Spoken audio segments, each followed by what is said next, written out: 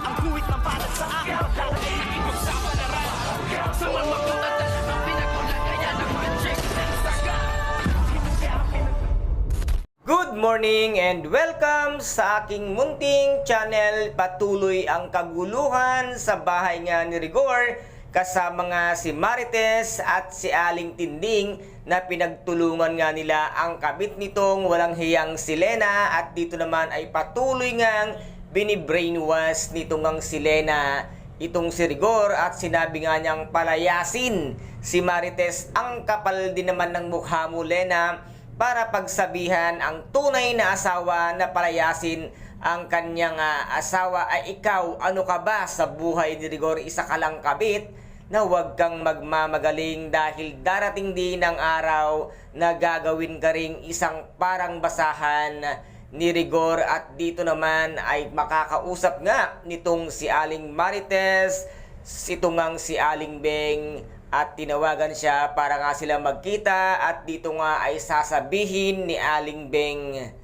na ang kanyang anak daw na bunso ay pinatay uli ng iisang taong pumatay sa kanyang panganay na anak, at walang kaalam-alam ito ngang si Aling Beng or si Olga na tinatawag, na hindi naman talaga yung lalaking sinasabi niya na si Tanggol ang pumatay kay Bubbles. Kaya ikaw, Aling Beng, huwag pabugso-bugso ang galit mo dahil hindi mo alam ang tunay na dahilan.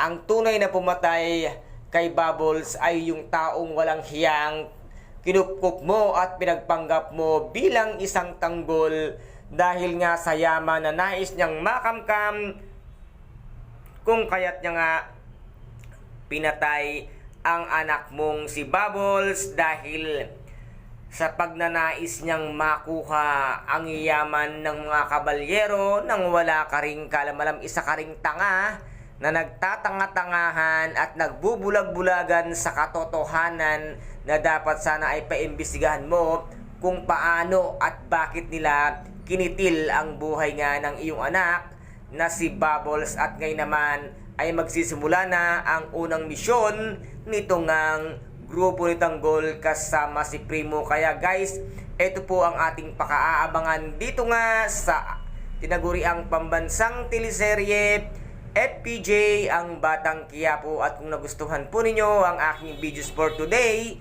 paki-subscribe na lamang po ng aking channel, paki-like and share para maging update kayo sa lahat ng gagawin kong videos.